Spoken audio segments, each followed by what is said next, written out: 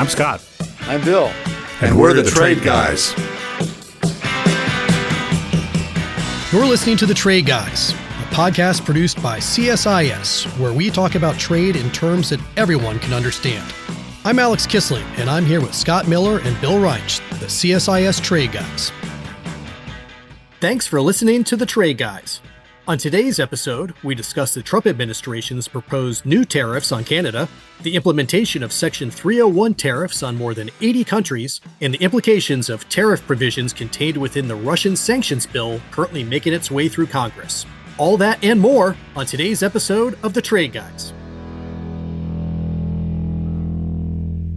All right, Trade Guys, we were off the air last week, so we've got a lot to catch up on. So let's dive right into today's episode. And the first big issue I want to cover this week is President Trump's proclamation to impose a 50% tariff on certain goods from Canada, which would go into effect on August 19. Scott, this was big news. So can you tell us what's driving this? And also, under what authority is the president proposing these tariffs? Yes, well, let me talk about the section of law that he used for this. And also, this is the continued tension between the U.S. and Canada, or a whole range of issues, trade among them. But this was an action taken under Section 338 of the Tariff Act of 1930, also known as Smoot-Hawley. It was actually a direct lift from a previous Tariff Act of 1922. So it's been in U.S. law for over 100 years, but very seldom used. And I think the first thing I would say about this provision is that, once again, Justice Kavanaugh, in his dissent of the IEEPA case that was before the Supreme Court this year, he called it once again. So go back to that case, read the Justice Kavanaugh's dissent, and he identified this section among the three sections the administration was most likely to move to. Now, by saying that he called it, it's clearly a present function of law, but it's not really a workaround. And that's what I thought until I read the section and looked into it. It is actually a superior tool for what the administration is trying to do. It is narrow and much narrower than an international economic emergency. But it's express authority that the president has, and the president has that express authority to add a whole series of trade actions in the case of discrimination. Not really about emergencies or economic effects. It's about discrimination. And that, for me, is spot on for what the situation that we're facing with Canada. There are basically three categories of goods where this applies. First, autos and auto parts. The second is spirits, alcoholic beverages. And the third is dairy. In each case, I won't go into detail, but in each case, there's substantial discrimination against U.S. products that were designed in retaliation. And so there's such that it has dramatic negative effects on U.S. exports to Canada. In the case of American whiskey and spirits, the exports are down 81% since the action was taken, which basically, I don't know how much you know about liquor in Canada, but most provinces, I think all provinces, run their own.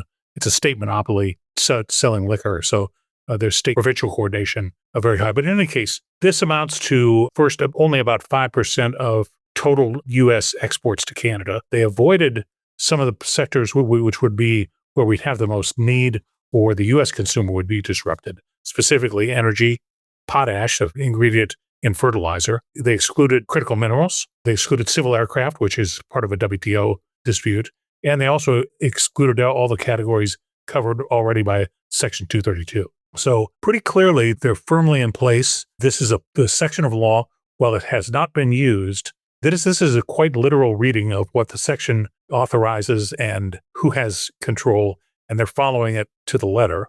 The question I have is, what does Canada want?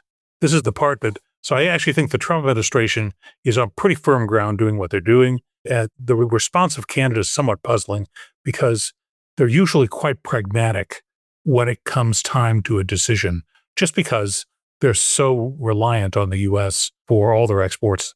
We're so deeply integrated with them, and they can wind up sort of out in real trouble if they don't try to find compromises. They're usually pretty darn good at it. But now you have the only G7 economy which is in recession, technically, is Canada. And the responses are still sort of a lot of domestic politics in place of negotiation and proposals. So I know now that's what the U.S. is doing. The U.S. is on pretty firm ground as I see it. I'm not sure what Canada is doing and how this gets resolved. Bill, you may have a better idea. So, Bill, what do the Canadians want here and what's been the response so far? I have a slightly different point of view than Scott. I think three things. First, What a shock. irony abounds in all these things. And the great irony in this particular case is the discriminatory things that Trump is complaining about are exactly the Canadian retaliation for U.S. tariffs. In other words, he is complaining about a problem that he created. The Canadians reacted. And the reason they reacted, I think, has something that I wanted to get to in our podcast with Diego Marroquin, and we didn't have enough time. And so I'll mention it now. And that is that I think the U.S. is misreading Canadian politics on this. And there's a difference between the Canadian political situation and the Mexican political situation. In Mexico, Diego thinks that the Mexican business community and the Mexican government wants to try to accommodate Trump. They don't want to rock the boat. They've been down this road in the past, and this is their approach. In Canada, where the prime minister is in less secure position than the Mexican president, who's been elected, has one term only and has an overwhelming majority in the legislature, Prime Minister Carney, as of, I think, 4 months ago, now has a 1 or 2 seat majority in the parliament. He's brand new. Canadians are deeply offended by what the United States has done, and it's good politics in Canada to attack the United States right now. The liquor bans were not, and exactly as Scott said, the liquor bans came from the provinces. This was not the federal government doesn't have authority to do that to begin with, and the federal government didn't recommend it. It was provincial leaders deciding on their own that they were going to do it.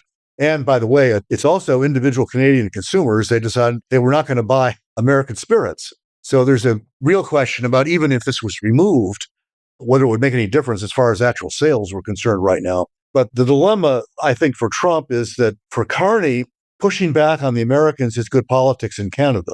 And the harder Trump pushes Canada, the harder it is for Carney to make concessions. And I think does not push us in a good direction. It's a different politics than in Mexico. And it's something that is going to make it much more difficult for the Canadians to do what Trump wants. Now, recessions aren't a good politics anywhere, last I checked.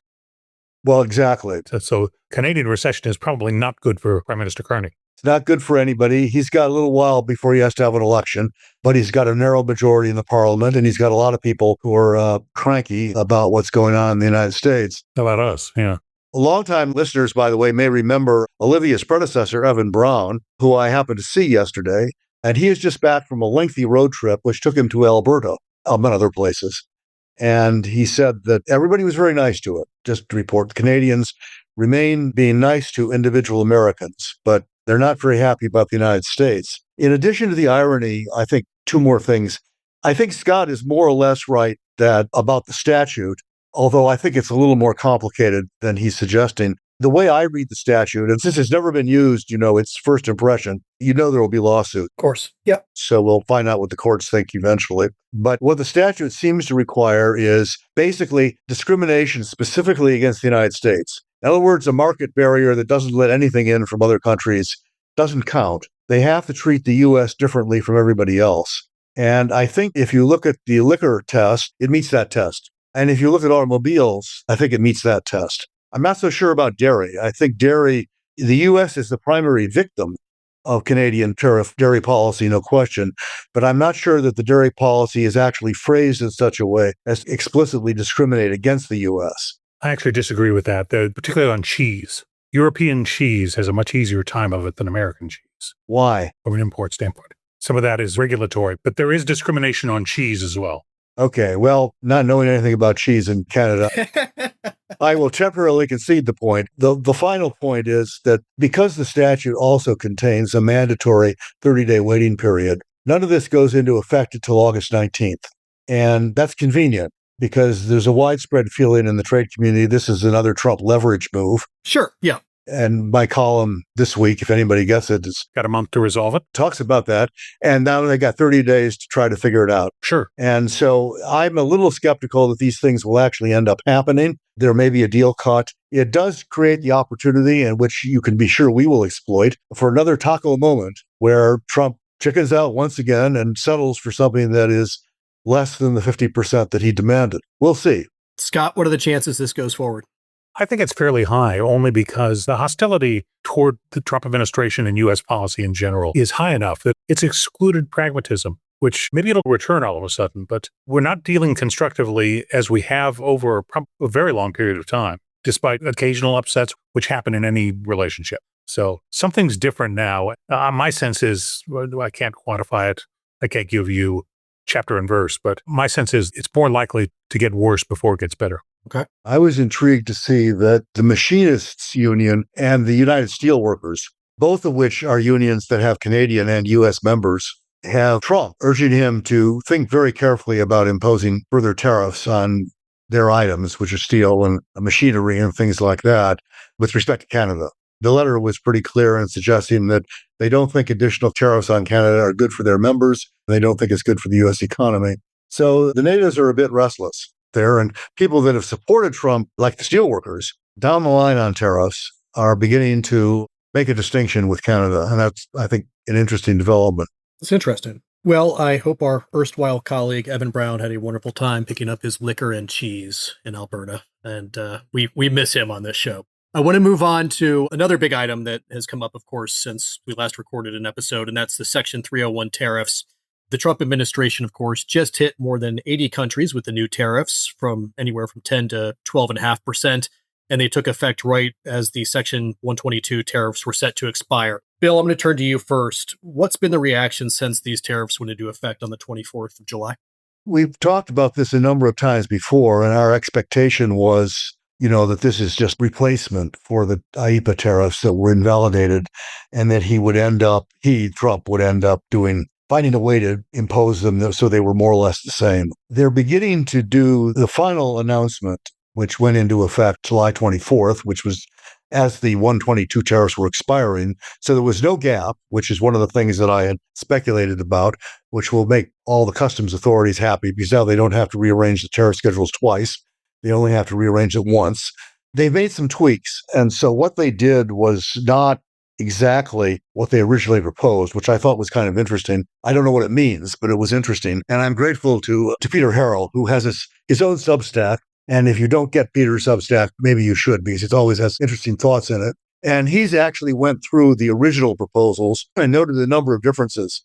First of all, there were some countries that shifted the rate. You remember the original proposal was 10% or 12.5%. And the 10% were for countries that had laws on forced labor but weren't enforcing them adequately. And the 12.5% were for countries that didn't even have the law. So it turns out that there's been some revision. So India, Sri Lanka, and Honduras moved down from 12.5% to 10%, which USTR said had something to do with things they discovered after their original proposal. Meanwhile, several countries, Japan, Korea, and Switzerland, moved up from 10% to 12.5%.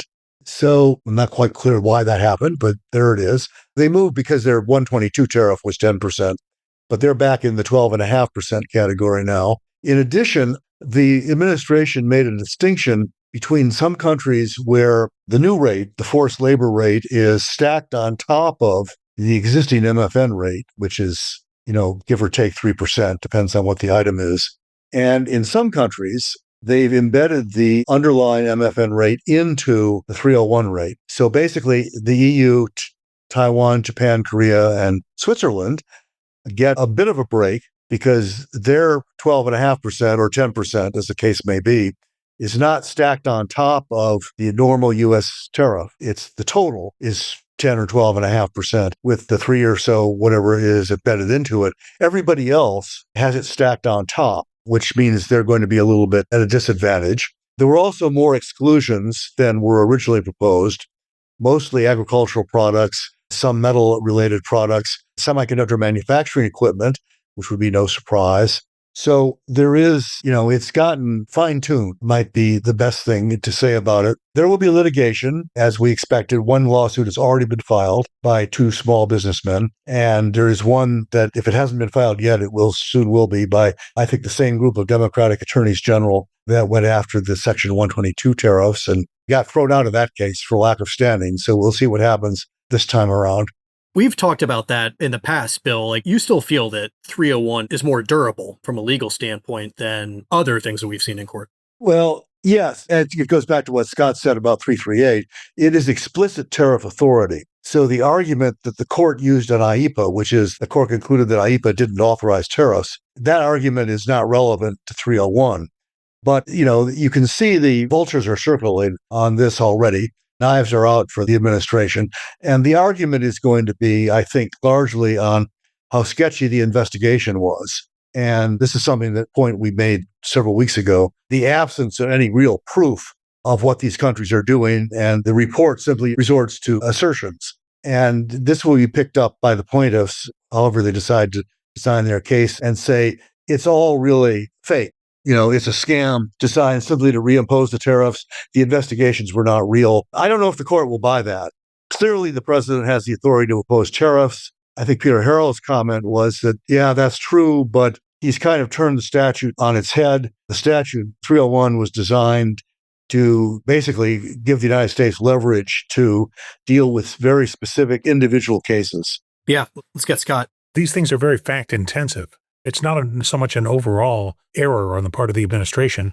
The plaintiffs will have to show on a case-by-case basis where the administration erred. And look, I agree with Bill's comments about this looks fishy. I mean, every time I read about the rates imposed and the rationale, I hear the voice of the Queen of Hearts from Alice in Wonderland. It's like sentence first, trial later. We'll get the verdict when we feel like it. Isn't she the one that said off with their heads? Well, here we are. Yes. Sentence first. That was the key complaint. We don't need no stinking verdict. Well, this is what we've both said about Trump from time to time, is his strategy is ready, fire, aim. And we're seeing that again. It's express authority. So that's the reason it might well be sustained, just because, simply put, the president has express power to impose tariffs in these situations. So they're following the rules as best they can. And that's where we are. I want to just sticking with 301. There's been some signaling that there could be another round coming down the pike here, I think on 15 countries plus the EU, related to what the administration, I think, is calling unfair manufacturing practices. What do you know about that? It's coming. Well, that's the excess capacity investigation that's been going on for some time now. So yes, that is the second tranche that has different timetables, but it's been in play all along. It's coming. Ambassador Greer hinted that it was imminent. It's going to create a dilemma, I think, for the administration, because I think it's 15 countries plus the EU, so I'll just say 16 to make it simple. I think all 16 are also subject to the forced labor tariffs. And what apparently the rumor is, and I think rumors on this are coming from other countries where there have been discussions, the rumor is that Ambassador Greer is telling countries with which we have trade agreements, which would be the EU, the UK, and several others, where they've already been signed and negotiated, that the intent is to not have the U.S. tariffs go higher than what the U.S. agreed to in those negotiations. So for Japan, Korea, the EU would be 15%. For the UK, it would be 10%. Well, with the forced labor tariffs, they're already bumping up against that. They haven't exceeded it, but they're bumping up right close to it at 12.5 or 10. And if you add in now an overcapacity tariff, it gives the United States very little margin to add on an additional penalty without exceeding the limit they committed to last year in these agreements, and without exceeding what Ambassador Greer has been telling these countries they're going to do. So, maybe with Trump, agreements are always temporary, subject to change at whim. This is confusing for everybody. Monday of this week, this is July 30th. So this past Monday was the 1-year anniversary of the Turnberry agreements with Europe. How we do it there? We're still shuffling our feet on those things. Yeah. And there's where we agreed to 15%. And if you throw in right now with the forced labor tariffs, they're at 12.5. So that doesn't give you much room between 12.5 and 15 to impose an additional penalty on the EU for overcapacity. Now, that does create an interesting possibility that the administration might actually play that investigation straight and find some of these countries innocent. That would be a remarkable development. It would be fun to watch. And somebody gets off the hook. That would be cool. I want to clear one thing up if we can, and I'm not sure that we can, but our more astute listeners who've been listening to us over the past few months know that whenever we talk about 301, we've mentioned 60 countries. And yet a lot of the reporting around 301 as it went into effect on the 24th mentioned 80 countries. Do we have any sense of where that gulf is between the 60 countries and the 80 countries? We were debating this as we led up to today's show, and I'm not sure we ever landed on an answer. But Bill or Scott, if anybody has a guess there, I'd welcome it. Well, Our diligent researchers have been working on this night and day since Monday with no definitive result. I think the one thing we realized is that if you count countries, it's probably 86, because the 60 counts the EU as one. And the EU, in fact, from a country standpoint, is 27. So if you think about it that way, it's 59 plus 27, which adds up to 86. Now, the New York Times consistently says it's 80, and I have no idea how they get to 80. I can see how they get to 86, and I can see how it's 60. I don't see how it's 80, but it's more than 80 from a strictly country standpoint. So there it is. That's the best I can do. Scott, do you have an answer? Yes, that's as good as we're going to get. In the world of trade, there is no European Union. There's only the European communities. And because they negotiate as a customs union, they are individual members of the World Trade Organization, as well as the bloc itself. EC, as they call it there, is a member. And so the counting is different almost everywhere. It's sort of like knowing the number of government agencies in the U.S. federal government. I don't think there's a reputable number on that. So. Okay, well, if that's as good as we're going to get, I'm going to tell the researchers to put their pencils down for this one. But I want to turn to our final big topic of this week, and that's the Russia and Iran sanctions bill that passed the Senate by a wide margin earlier this week. And within that legislation are provisions granting the president new tariff authority, including targeting countries that import Russian energy products, which includes some of the world's largest economies, of course. So, Bill, let's start with you on this. Unpack what's in this legislation and which countries could be targeted if it were to go through in its current form. One small correction. It hasn't passed yet. The Senate voted overwhelmingly to take the bill up. Yes, I'm sorry, yes. 86 to 12. Yes, I'm sorry, procedural. Which is a sign that it is going to pass overwhelmingly, and probably today, Thursday, because the senators probably want to go home for the weekend. So stay tuned for that. This being the Senate, there will be amendments. And one interesting thing has come up that I hadn't really thought about, but people in the Senate and in the House, for that matter, who've been reading the bill rather closely have pointed out that it gives the president significant new tariff authority, which is not really what a lot of people in Congress want to give him right now because they believe privately or publicly that he's misusing the authority he's already got. What the bill says is that the president can impose tariffs up to 500% on Russian imports, which actually may be symbolic more than anything else, because we don't have much trade with Russia right now for obvious reasons. And the trade we do have is fertilizer ingredients and some minerals, and neither of which I think the president really wants to impose a 500% tariff on, unless he wants to get the farmers even angrier with him than they already are. But it also contains authority for the president to levy up to 100% tariffs on countries, the 5 countries that buy the most Russian oil and gas. And those are about 80% of the Russian oil and gas is bought by China and India. China, roughly half, and India, another 30+%. After that, you've got Turkey, LNG in the case of France, and a fifth one that I'm blanking on at the moment. It's probably not that significant a provision. It's a practical matter. I mean, the president may want to impose 100% tariffs on France because he's mad at Macron about something, but I don't see this being huge. But what Senator Wyden, chairman of the Senate Finance Committee, and his House counterpart, Richard Neal, Wyden's not the chairman, the ranking member of the Finance Committee, and the ranking member of the Ways and Means Committee, Congressman Neal from Massachusetts, both have flagged this as a major expansion of presidential tariff authority, which they think would be a huge mistake, given the way that Trump, in their view, has misused the existing tariff authority. So I think we can expect an amendment on this on the floor from Wyden and colleagues of like mind, and then we'll see what happens. I mean, there's lots of steps in between deleting this. One amendment would be that don't let him do it without congressional approval. And Senator Wyden and Senator Neal actually have introduced bills separately to clean up some of the existing statutes because they think that the president is overusing his authority. And conveniently, that the legislation they've introduced would repeal what we've been talking about, repeal Section 338, it would repeal Section 122, and it would try to get a better congressional handle on what's going on trade. So I would expect an amendment on this. Don't know if it'll pass. The Republicans may be locked into passing the bill as is, as a memorial to the late Senator Lindsey Graham. But it's an interesting development that shows that, once again, the natives are kind of restless out there. Yep, there's some tension on this. But look, once Congress has granted an authority to the executive, it's very difficult to take it back. And I would think that this would be something that would at least get the threat of a veto. Would it arrive in the final form in an amendment that is incorporated in the bill.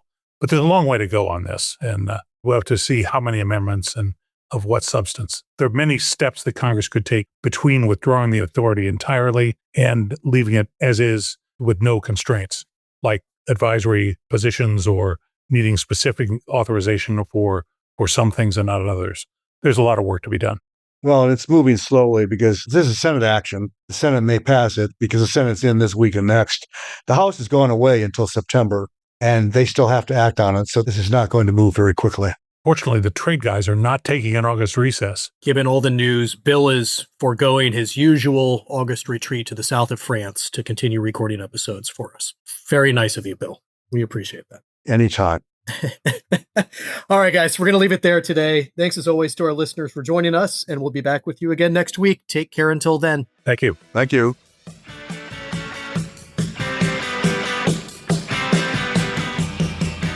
You've been listening to The Trade Guys, a CSIS podcast. For more audio content, visit csis.org/podcasts. Thanks for tuning in.